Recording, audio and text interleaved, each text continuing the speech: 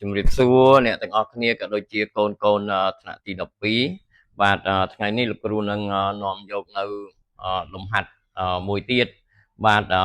ដែលតាក់ទងទៅនឹងពាក្យថាយ៉ាងតិចហើយនឹងពាក្យថាយ៉ាងច្រើនដូច្នេះបើកូនតាមដានទស្សនាវីដេអូនេះបើរហូតដល់ចប់កូននឹងបានដឹងថាគេប្រើពាក្យយ៉ាងតិចយ៉ាងដូចម្ដេចហើយនឹងប្រើពាក្យយ៉ាងច្រើនយ៉ាងដូចម្ដេចបាទដូច្នេះសូមតាមដានជាមួយនឹងលោកគ្រូទាំងអស់គ្នាបាទដូច្នេះលំហាត់បាទក្នុងថង់មួយគេមានឃ្លីពណ៌ក្រហម8និងឃ្លីពណ៌ខ្មៅចំនួន12បាទគេចាប់យកឃ្លី5ព្រមគ្នាចេញពីថង់ដោយចៃដន្យបាទរោគប្រូបាបដែលគេចាប់បានបាទតែកន្លែងនេះលោកគ្រូតាំងព្រឹត្តិការណ៍ឲ្យស្រេចកព្រឹត្តិការណ៍ A ឃ្លីក្រហមទាំង5ខជាព្រឹត្តិការណ៍ B ឃ្លីខ្មៅទាំង5ហើយកោជាព្រឹត្តិការណ៍ C ឃ្លីទាំង5មានពណ៌ដូចគ្នាហើយខូ D ជាព្រឹត្តិការណ៍ឃ្លីក្រហមតែមួយគត់ហើយងោត្រូវនឹងព្រឹត្តិការណ៍ E ឃ្លីក្រហម1យ៉ាងតិចហើយនឹង F ឃ្លីក្រហម2យ៉ាងច្រើនបាទដូច្នេះដោយដែលកូនបានអានប្រធានជាមួយលោកគ្រូទាំងអស់គ្នាហើយមានន័យថាយើងនឹងជួបពាក្យយ៉ាងតិចបាទហើយនឹងពាក្យមួយទៀតឬថាយ៉ាងច្រើនបាទចឹងកូននឹងស្គាល់ពាក្យនឹងឲ្យច្បាស់កាលណាកូនស្គាល់ពាក្យនឹងច្បាស់កូនអត់ច្បោកច្បល់ទេបាទហើយក្នុងឧទាហរណ៍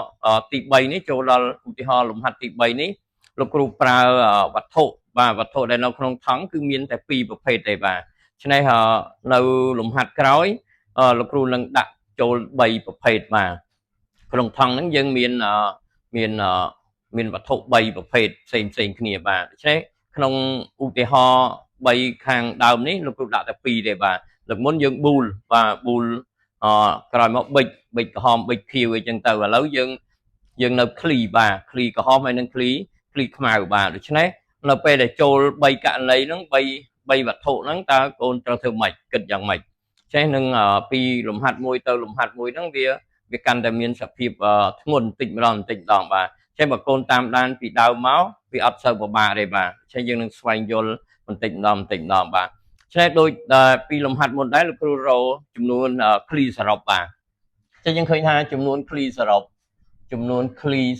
បាទឃ្លីសរុបចេះចំនួនឃ្លីសរុបរបស់យើងលោកគ្រូឃើញថាកើតឡើងពី8បូកនឹង12ដូច្នេះឃើញ20បាទចំនួន20បាទចឹងនៅក្នុងករណីនេះចំនួនវត្ថុនៅក្នុងថង់ហ្នឹងទាំងអស់សរុបមានដល់20ដូច្នេះចំនួនករណីអាចរបស់យើងក៏ច្រើនដែរបាទកូនច្រើនគ្រាន់បើដែរបាទចឹងលោកគ្រូរកចំនួនករណីអាចបាទចំនួនករណីអាចបានន័យថាចំនួនករណីអាចរបស់យើងនេះគឺ n នៃ s នេះបានន័យថាជាបន្សំនៃ20យកបាទ20យក5ដោយសារកូនឃើញហើយប្រើបន្សំដដែលដោយសារគេចាប់ព្រមគ្នា5ចេញពីថង់ដោយចៃដន្យបាទដូច្នេះបានន័យថាចំនួនករណីអាចគឺជាបន្សំនៃ20យក5បាទដូច្នេះកូននឹងបរិយាយលេខហ្នឹងមកតើមកផ្សេង20យក5ហ្នឹងវាស្មើអីចឹងលោកគ្រូបានអានេះ20 factorial នេះលោកគ្រូដកឲ្យហើយ20ដក5សល់15 factorial គុណនឹង5 factorial បាទចេះកន្លែងនេះកូននឹងបរិយាយអាចលេខនៅលើกระดาษព្រៀងឬក៏បរិយាយនៅលើហ្នឹងទៅក៏បានដែរចាំស្រួលលើกระดาษព្រៀងចេះលោកគ្រូផ្ដាច់ត្រឹម15 factorial 20គុណ19គុណនឹង18គុណនឹង17គុណនឹង16គុណនឹង15 factorial ចំណែកភាគបែកនេះលោកគ្រូបាន15 factorial អានេះលោកគ្រូបរិយាយ5គុណ4គុណ3គុណ2គុណនឹង1ចេះកូនមើលទាំងអស់គ្នាចេះ15 factorial គ្រូសម្រួលហើយបាទតែកូនត្រូវចេះសម្រួលបាទឥឡូវយើងមើលលេខណាទៀត4 5ដល់20លោកគ្រូសម្រួលនេះអស់ឃើញទេបាទ4 5ដល់20សម្រួលអស់3 2ដល់6លោកគ្រូសម្រួលនេះ6 18នេះសល់3ចេះបានន័យថាលេខដែលយើងនៅសល់គឺ19គុណនឹង3គុណនឹង3គុណនឹង17គុណនឹង15 16នេះហើយកូននឹងគិតលេខហ្នឹងបាទកូននឹងគិតលេខហ្នឹងដើម្បីយកទៅធ្វើប្រមាណវិធីបាទចេះលេខនេះលោកគ្រូបានគុណរួចហើយបាទលោកគ្រូនឹងផ្ដល់ជាចម្លើយឲ្យតែម្ដងចេះលេខនេះកូនឃើញថាឃើញ15 504បាទ15 504នេះគឺជាចំនួនករណីអាចដែលយើងតាំងដោយ n នៃ s បាទកូនលេខប៉ុណ្ណេះមិនជាធំប្រមាណទេបាទនៅឆ្នាំដូច2011លោកគ្រូបានទៅធ្វើមេប្រយោគនៅស្ទឹងត្រែងបាទហើយ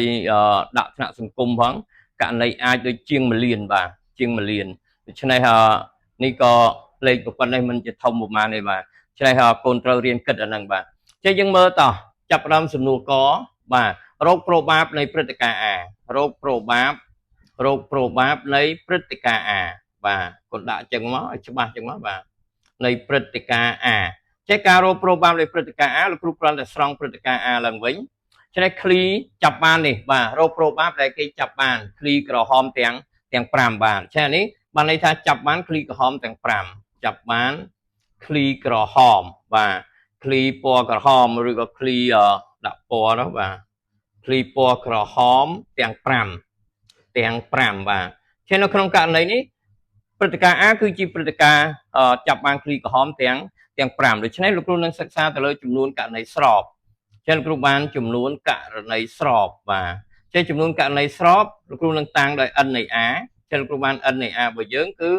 ជាបន្សំ c កូនមើលឃ្លីពណ៌ក្រហមមាន8ចេះ c 8យ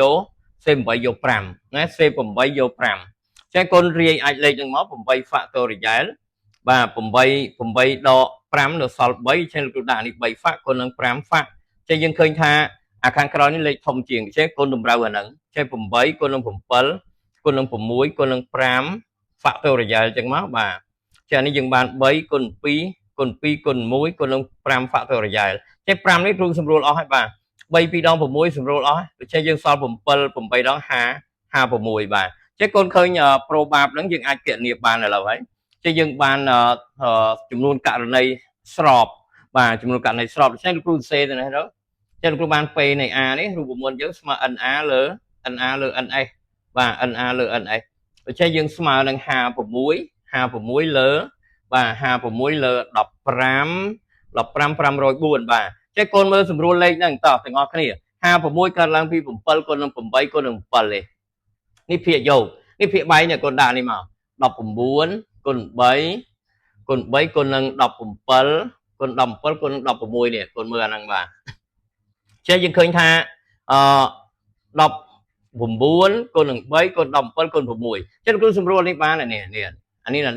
ស្រួលបានសពភាគបែក2បាទសពភាគបែក2ចេះវាអត់អាចចែកជាមួយអនុបានទៀតទេតើណាអត់អាចចែកបានទៀតទេដូច្នេះនៅក្នុងករណីហ្នឹង7ហើយនឹង2ហ្នឹងអត់បានទេដូច្នេះយើងឃើញថានេះយើងនៅសល់7ខាងលើ7ហើយបាទចេះនៅតែភាគបែករបស់យើងទេបាទភាគបែកគុណទៅបាទគុណយកទៅឬក៏បន្តមកទៀតកន្លែងនេះលោកគ្រូឃើញថាវា9 19នេះ38បាទចេះដូចអស់លទ្ធភាពហើយមានតែប៉ុណ្្នឹងទេចេះនៅក្នុងករណីនេះក្រោយពីសម្រួលនឹង8មកយើងនឹងឃើញប៉ុណ្្នឹងបាទฉะนั้นនេះគឺជាលទ្ធផលប្រូបាបនៃព្រឹត្តិការណ៍ A ចេះយើងឃើញ7លើ1938បាទចេះកូននៅមើលសំណួរខមួយទៀតបាទចេះកូនមើលសំណួរខតើសំណួរខរបស់យើងប្រូបាបនៃព្រឹត្តិការណ៍ B ចេះគ្រូលុបអានេះហើយបាទចេះលុបអានេះហើយលោកគ្រូនឹងកត់កន្លែងនេះទុកបន្តិចពីព្រោះយើងត្រូវការគិតលេខវា19គុណនឹង3គុណនឹង17គុណនឹង16បាទចេះហ្នឹងគឺជាចំនួនករណីអាចរបស់វាហើយដែលផលគុណហ្នឹងស្មើ15 504បាទចេះយើងនឹងមើលតទៅទៀតតាក់ទងទៅនឹងសំណួរខបាទចេះគ្រូលុបផ្នែកកហើយចេះយើងមើលសំណួរខកូនមើលសំណួរខរោគប្រូបាបដូចគ្នាដែររោគប្រូបាបបាទនៃព្រឹត្តិការណ៍ B នៃព្រឹត្តិការណ៍ B នេះបាទនៃព្រឹត្តិការណ៍ B ចេះការរោគប្រូបាបនៃព្រឹត្តិការណ៍ B ព្រឹត្តិការណ៍ B ជាព្រឹត្តិការណ៍ដែលគេចាប់បាននេះបាទចាប់បានឃ្លីពណ៌ខ្មៅឃ្លីពណ៌ខ្មៅបាទឃ្លីពណ៌ខ្មៅទាំង5បាទចេះដូចគ្នាដែរប្រូបាបនៃព្រឹត្តិការណ៍ B នេះលោកគ្រូនឹងរកចំនួនករណីស្របដូចគ្នាចេះលោកគ្រូបានចំនួនករណីស្របបាទចេះចំនួនករណីស្របនៃព្រឹត្តិការណ៍ B ចេះលោកគ្រូបាន n នៃ B របស់យើងនេះស្មើអីកូនយើងមើលឃ្លីពណ៌ខ្មៅទាំងអស់12បាទ12ចេះមកនិយាយថា C12 យក5បាទចេះកូនបរិយាយទៅស្មើ12 factorial អានេះកូនដកទៅស្មើសល់7 fact បាទសល់7 fact 12បូកនឹង12ដក5ដូច្នេះសល់7អានេះគុណនឹង5 factorial ដូច្នេះយើងបរិយាយអាចលេខទៅយើងបាន12គុណ11 គុណនឹង10គុណនឹង9គុណនឹង8គុណនឹង7 factorial ឆ្នេះ7 factorial នេះលោកគ្រូទុក5គុណ4គុណ3គុណនឹង2គុណនឹង1ឃើញទេបាទអញ្ចឹងវាយើងគុណអញ្ចឹងមកបរិយាអញ្ចឹងមកដូច្នេះកន្លែងនេះលោកគ្រូនឹងសម្រួល7 factorial អស់ហើយចេះកូនមើលលេខណាដែលយើងអាចសម្រួលទៀត5គុណនឹង2នេះ10ស្រួលអស់បាទ4នេះ4 3ដង12នេះស្រួលអស់ទៀតចេះកូននៅសល់11បាទ11គុណនឹង9គុណនឹង9គុណនឹង5 8ចេះយើងនៅសល់ប៉ុណ្ណឹងបាទកូនសល់អានេះគុណអានេះគុណអានេះដូច្នេះកូនគិតលេខហ្នឹងទៅបាទ9 8ដង72ចេះគុណនឹង11ចេះលោកគ្រូបានអានេះ72 72អានេះ72ទៀតបូកមកអានេះបាន2អានេះបាន9អានេះបាន7ចេះយើងបាន792បាទចឹងនេះគឺជា n នៃ b របស់យើងបាទ n នៃ b របស់យើងចេះបន្តមកទៀតកូននឹងគុណតទៅទៀតយើងនឹងបានប្រូបាបចឹងលោកគ្រូបាន p នៃ b របស់យើងស្មើនឹង nb លើ ns ចឹងលោកគ្រូបាន nb លើ ns ចឹងលោកគ្រូចាប់ផ្ដើមជួសហើយអានេះយើងបាន7 9 2ចែកនឹង15 504បាទ15 504ចេះកូនចាប់ផ្ដើមយើងបាននេះ33អានេះយើងបាន646បាទជាប្រូបាបនៃព្រឹត្តិការណ៍ B បាទប្រូបាបនៃព្រឹត្តិការណ៍ B ចេះកូនមើលមួយទៀតប្រូបាបនៃព្រឹត្តិការណ៍ C បាទប្រូបាបនៃព្រឹត្តិការណ៍ C កាលពីคลิปវីដេអូមុនបាទលោកគ្រូសួរសំណួរទី1ទៅម្ដងបាទសួរសំណួរទី1ទៅម្ដងចេះនៅក្នុងករណីនេះក្នុងករណីលំហាត់យើងនេះលោកគ្រូនឹងសួរសំណួរទី C បាទទីកោបាទរោគប្រូបាបបាទរោគប្រូបាបនៃព្រឹត្តិការណ៍ C នៃព្រឹត្តិការណ៍ C បាទព្រឹត្តិការណ៍ C ចេះព្រឹត្តិការណ៍ C ជាព្រឹត្តិការណ៍យ៉ាងម៉េចបាទបានន័យថាគេចាប់បានឃ្លីទាំង5មានពណ៌ដូចគ្នាបាទគេចាប់បានឃ្លីទាំង5ឃ្លីទាំង5មានពណ៌ដូចគ្នាបាទដូចគ្នាចេះកន្លែងនេះកូនត្រូវយល់ឲ្យច្បាស់ថានៅពេលដែលគេចាប់បានឃ្លីទាំង5មានពណ៌ដូចគ្នាមានន័យថាគេចាប់បានឃ្លីក្រហមទាំង5ឬឃ្លីខ្មៅទាំង5ដូចឆ្នោតនេះគឺជាឆ្នោតឬដោយសារតែប្រូបាបរបស់យើងមានហើយដូច្នេះកូនគ្រាន់តែសរុបវាឡើងវិញទេចេះលោកគ្រូនឹងបានប្រូបាបនៃព្រឹត្តិការណ៍ C នេះយើងបាន P នៃ C ដោយសាររបស់យើងមានស្មើនឹង P នៃ A បូកឲ្យ P នៃ B បាទចេះស្មើ P នៃ A បូក P នៃ B បាទដោយសារតែ P នៃ A លុបចោលបាត់ហើយបាទដូច្នេះកូនមើលបន្តមកទៀតព្រឹត្តិការណ៍ C បាទព្រឹត្តិការណ៍ C បានន័យថាជាព្រឹត្តិការណ៍ដែលគេចាប់បានឃ្លីទាំង5មានពណ៌ដូចគ្នាបាទចេះកន្លែងនេះដោយលោកគ្រូបានបញ្ជាក់ហើយមានន័យថាគេត្រូវចាប់បានឃ្លីទាំង5ពណ៌ក្រហមឬក៏ឃ្លីទាំង5ពណ៌ខ្មៅដូច្នេះប្រូបាបនៃព្រឹត្តិការណ៍ C របស់យើងគឺកើតឡើង P នៃ A បូកឲ្យ P នៃ B ដោយសារសំណួរហ្នឹងវាមានហើយដូច្នេះកូនគ្រាន់តែជួសលេខចូលទៅបាទចេះកូនបាន P នៃ A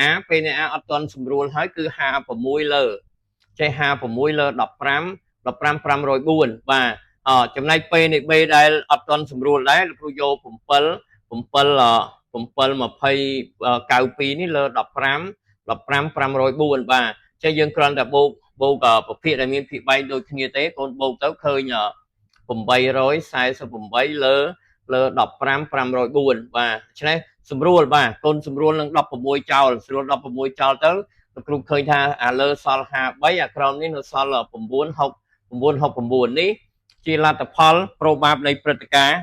ណ៍ C បានន័យថាជាប្រូបាបដែលគេចាប់បានឃ្លីទាំង5មានពណ៌ដូចគ្នាបាទចេះតាក់ទងទៅនឹងលំហាត់កូនត្រូវមើលប្រធានឲ្យច្បាស់ជួនកាលគេដាក់មកយើងគ្រាន់តែផ្សំគ្នាទៅវាប្រើបានពីសំណួរមួយទៅសំណួរមួយទៀតបាទចេះបើកូនគិតតែពីរ៉ូទៅម្ដងអានឹងវាអាចធ្វើឲ្យយើងយូរពេលបាទដូច្នេះចូលដល់សំណួរទីខបាទសំណួរទីខនេះរោគប្រូបាបនៃព្រឹត្តិការណ៍ D រោគប្រូបាបនៃព្រឹត្តិការណ៍ D ព្រឹត្តិការណ៍ D ចេះលោកគ្រូនឹងចាប់ផ្ដើមមើលព្រឹត្តិការណ៍ D ចេះ D គឺជាព្រឹត្តិការណ៍ដែលគេចាប់បានបាទដែលគេចាប់បានឃ្លីបាទចាប់បានឃ្លីក្រហមតែមួយគត់ឃ្លីពណ៌ក្រហមតែមួយគត់ព ពណ៌ក្រហមតែមួយគត់បាទចេះនៅក្នុងករណីដែលគេចាប់បានឃ្លីក្រហមតែមួយគត់នេះកូនត្រូវរកឃ្លី3ទៀតឃ្លី4ទៀតបាទព្រោះយើងចាប់5បាទចេះបានន័យថាឃ្លី5ទៀតគឺមិនមែនពណ៌ក្រហមដូច្នេះដោយសារតែបាទក្នុងថង់ហ្នឹងវាមានតែ2ទេវាមានក្រហមហើយនិងខ្មៅដូច្នេះបើមួយក្រហមហើយមានន័យថា4ទៀតមិនមែនក្រហមមានន័យថា4ទៀតគឺជាពណ៌ខ្មៅបាទចេះបានន័យថានៅក្នុងករណីនេះprobab បានន័យថា probab យើងមិនទាន់និយាយដល់ probab មានន័យថាចំនួនករណីស្របរបស់វាកើតឡើងពីផលគុណបាទផលគុណនៃព្រឹត្តិការណ៍មួយគឺព្រឹត្តិការណ៍ដែលចាប់បានឃ្លីក្រហមមួយហើយនឹងមួយទៀតគឺជាព្រឹត្តិការណ៍មួយទៀតដែលគេចាប់បានឃ្លីខ្មៅ4បាទដូច្នេះកូនយកចំនួនករណីរបស់វាគុណបញ្ចូលគ្នាទៅយើងហៅថាចំនួនករណីស្របរបស់វាហើយបាទចឹងលោកគ្រូនឹងបានចំនួនករណីស្របបាទចំនួនករណីស្របចឹងលោកគ្រូនឹងបានចំនួនករណីស្របនៃព្រឹត្តិការណ៍ D ចឹងគ្រូបាន n នៃ D នេះឆ្នេះដូចដែលលោកគ្រូបញ្យល់មិញអញ្ចឹងគឺចាប់បានឃ្លីក្រហមតែមួយគត់មានន័យថានៅក្នុងករណីហ្នឹងយើងយកឃ្លីក្រហមមួយក្នុងចំណោមឃ្លី5 8បាទចឹងលោកគ្រូបាន C8 យក1គុណនឹង C12 យក4ចេះកូនត្រូវមើលខាងក្រោយនេះអានេះគឺធ្វើម៉េចឲ្យគ្រប់5វិញបាទមិនមែននៅពេលនេះដោយលោកគ្រូបញ្យល់ពីคลิปវីដេអូមុនអញ្ចឹងមិនមែនន័យថាអូមកដល់កន្លែងនេះគេចាប់មួយទេបាទគេនៅតែចាប់5ដដែលប៉ុន្តែក្នុង5ហ្នឹងធ្វើម៉េចឲ្យបានឃ្លីក្រហមមួយបាទចឹងនៅក្នុងករណីនេះលោកគ្រូបន្ត C8 យក1ស្មើ8ដោយកូនចាំហើយបាទអានេះ12 factorial អានេះលោកគ្រូបានដកទៅសល់8 fact គុណនឹង4 fact នៅខាងក្រោមបាទចឹងលោកគ្រូបាន8គុណនឹងចឹងលោកគ្រូបរិយាយហើយ12គុណ11គុណនឹង10គុណនឹង9គុណនឹង8 factorial បាទខាងក្រោមនេះលោកគ្រូបាននេះ8 factorial 4គុណ3គុណ2គុណ2គុណនឹង1ចេះយើងនឹងឃើញហើយបាទចេះ8 factorial សម្រួលអស់កុំភ្លេចអាមុខនេះ8ទេបាទ4 2ដង8ឥឡូវក៏សម្រួលនេះសិនអានេះ12សម្រួលនេះអស់ឆ្នេះ2នេះលោកគ្រូសម្រួលអានេះទៀតសល់5បាទដូច្នេះលោកគ្រូឃើញថាលេខខាងលើសល់11គុណនឹង5គុណនឹង9បាទគុណនឹង9ចេះភាគបែងអត់មានទេបាទដូច្នេះលោកគ្រូសរុបសរសេរឡើងវិញដូច្នេះសល់11ចេះយើងនៅសល់11គុណនឹង5គុណនឹង9បាទផលគុណទាំងអស់ហ្នឹងហើយគេហៅថាចំនួនករណីស្របនៃព្រឹត្តិការណ៍ D របស់យើងគឺជាការចាប់បានឃ្លីក្រហមតែមួយគត់បាទដូច្នេះលោកគ្រូគុណឲ្យបន្តិច8គុណនឹង11គុណនឹង9 5ដង45ចឹងលោកគ្រូបាន39 60ចឹងយើងឃើញថាច្រើនបាទ39 60បាទចឹងយើងអាចរក probab របស់វាបានហើយចឹងយើងបាន probab នៃព្រឹត្តិការណ៍ D ស្មើ ND លើ NS ដូច្នេះស្មើនឹង39 60លើបាទលើ15 504បាទ15 504 95ខាងក្រោម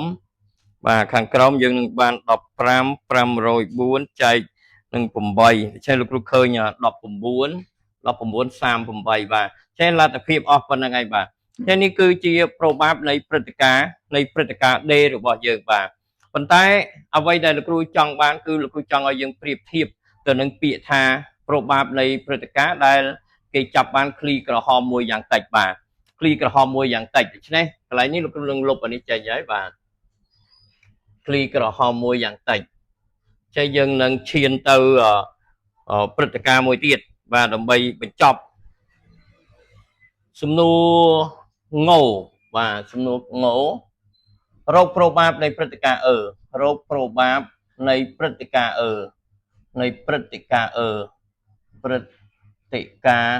បាទចេះការរោគ probab នៃព្រឹត្តិការណ៍បាទនេះគឺជាព្រឹត្តិការណ៍មួយដែលគេនិយាយថាបាទចាប់បានឃ្លីក្រហម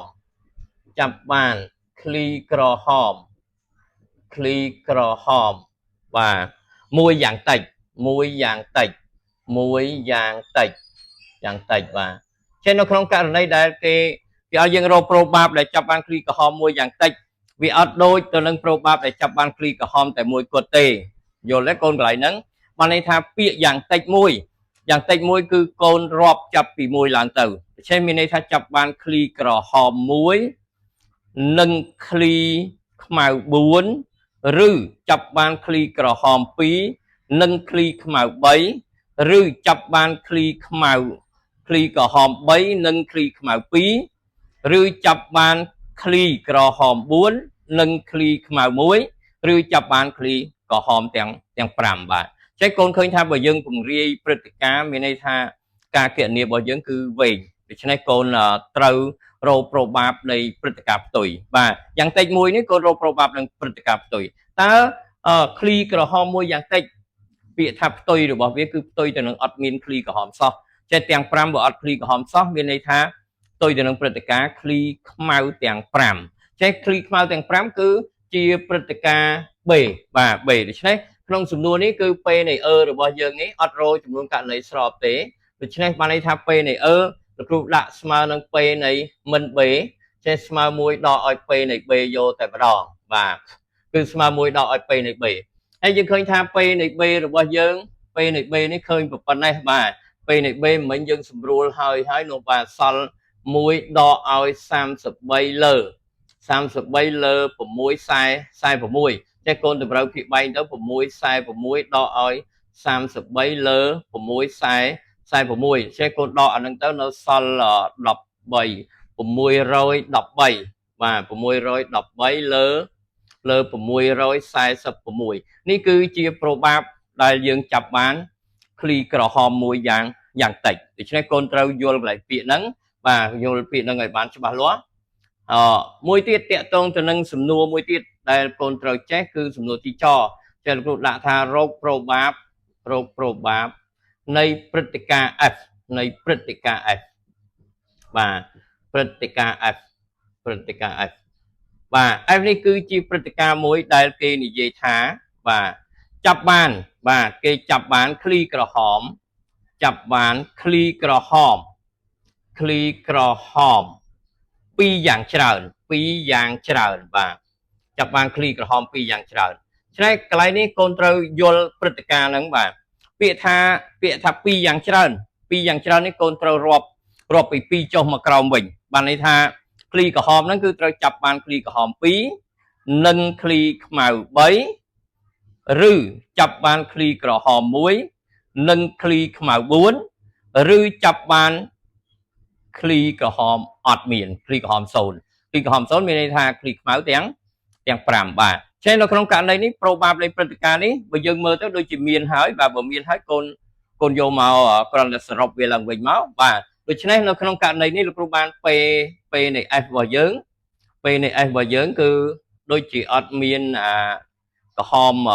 2បាទកូនដូច្នេះអត់ទាន់មានទេនៅមួយទៀតដែរបានន័យថាអត់ទាន់គ្រប់ទេបាទចឹងលោកគ្រូនឹងរកប្របាបមួយទៀតលោកគ្រូតាំងព្រឹត្តិការណ៍មួយទៀតមកលោកគ្រូតាំ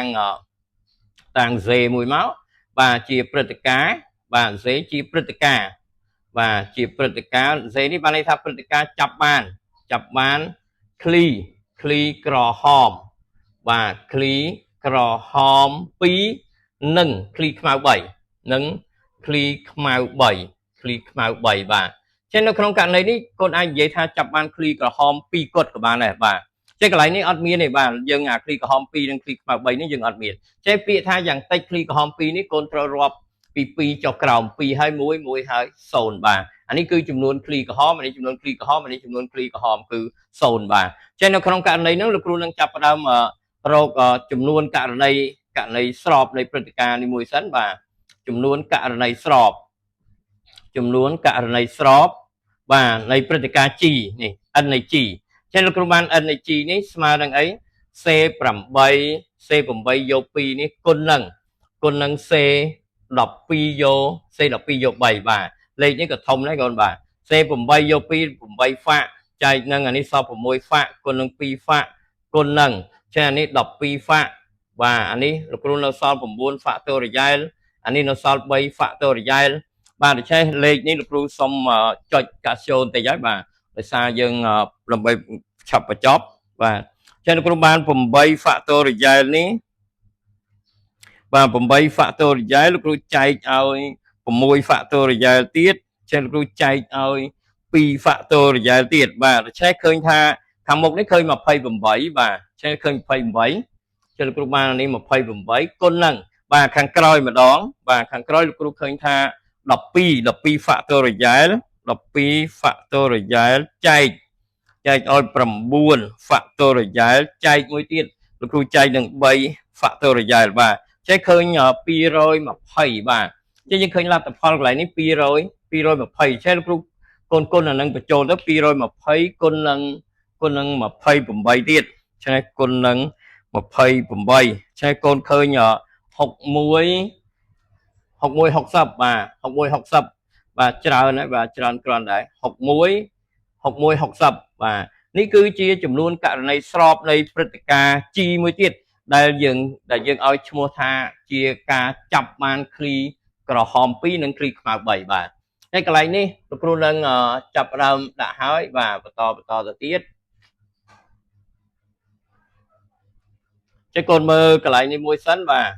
F ហើយឥឡូវយើងដល់ G ហើយចេះលោកគ្រូនឹងរក probability នៃព្រឹត្តិការណ៍ G នឹងមួយមកចេះលោកគ្រូនឹងបាន P នៃ G របស់យើងនេះស្មើនឹង NG លើ NS បាទលើ NS ចេះលោកគ្រូនឹងជួសចូលទៅស្មើនឹង6160លើ15504បាទលើ15504ចេះកន្លែងនេះលោកគ្រូអត់ស្រួលទេដោយសារនៅក្នុងប្រមាណវិធីទីទៀតយើងនឹងដាក់ចូលគ្នារួមទៅយើងនឹងយកភាគបែងរបស់វាបាទដូច្នេះនាំឲ្យគេបាននោះគេបាន P នៃ S របស់យើងនេះ P នៃ F នេះ probability នៃព្រឹត្តិការណ៍ F ដែលយើងតាំងដោយ P នៃ F នេះស្មើនឹងដោយលោកគ្រូបានបញ្យល់មិនអញ្ចឹងមានន័យថាទី1គឺ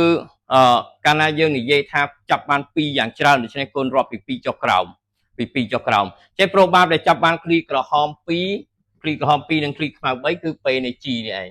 P នៃ G បូកជាមួយនឹងឃ្លីចាប់បានឃ្លីក្រហម1ឃ្លីក្រហមតែមួយគត់បាទឃ្លីក្រហមតែមួយគត់គឺ probability នៃព្រឹត្តិការណ៍ D ចឹងគ្រូបូកឲ្យ P នៃ D បូកឲ្យមួយទៀតបាទមួយទៀតចាប់អត់បានឃ្លីក្រហមសោះបាទកូនចាប់អត់បានឃ្លីក្រហមសោះគឺឃ្លីពណ៌ខ្មៅទាំង5ចឹងលោកគ្រូបូកឲ្យ P នៃ B មួយទៀតបាទចឹងលោកគ្រូជួសលេខចូលទៅលោកគ្រូបានអានេះ6160លើ15504បូក P នៃ D បាទដូច្នេះលោកគ្រូបន្តទៅទៀតដោយសារតែវីដេអូមុនមិញវាបាត់បាទយើងលុបព្រឹត្តិការណ៍ D ចោលអស់ទៅ P នៃ D យើងរកអត់ឃើញបាទចឹងយើងបាត់ឥឡូវលោកគ្រូរកបានវិញហើយចឹងលោកគ្រូបូក P នៃ D នេះគឺស្មើនឹង39បាទ3960នេះលើ15504បាទបូកឲ្យមួយទៀត P នៃ B របស់យើងបាទ P នៃ B របស់យើងឃើញពេញរបស់វាគឺ792នេះចែកឲ្យ15504ដូច្នេះកូននឹងបូកភាគយកបញ្ចូលគ្នាទាំងអស់ទៅបាទបូកភាគយកបញ្ចូលគ្នាទាំងអស់យើងនឹងបានចែកជាមួយនឹងករណីស្របករណីអាចរបស់វាហើយ3960ចេះលោកគ្រូបូកមកតង់ទៀតបូក6160គត់បូកមួយទៀតបូកជាមួយនឹង792មួយទៀត792ដូច្នេះយើងឃើញថាខាងលើនៅបាន1912ចែកនឹង15504បាទ15504ឆ្នេះលោកគ្រូនឹងសាកសម្រួលមើលលេខនឹងបដាសិនបាទដូច្នេះសរុបមកលោកគ្រូឃើញប៉ុណ្ណេះបាទ682ចែកនឹង6969បាទចេះយើងឃើញថាលេខហ្នឹងយើងទុកប៉ុណ្ណឹងចុះបាទនេះគឺជា probability នៃព្រឹត្តិការណ៍ F របស់យើងដែលគេប្រើពាក្យថាចាប់បានឃ្លីក្រហម2យ៉ាងច្រើនបាទដូច្នេះលោកគ្រូសង្ឃឹមថាកូននឹងអាចយល់បាននៅពាក្យយ៉ាងតិចហើយនឹងយ៉ាងច្រើនបាទចេះសូមកូនយកចិត្តទុកដាក់ទៅលើពាក្យទាំងពីរនេះកុំឲ្យច្រឡំគ្នាបាទដូច្នេះលោកគ្រូមានប៉ុណ្ណឹងសូមអរគុណសូមជម្រាបលា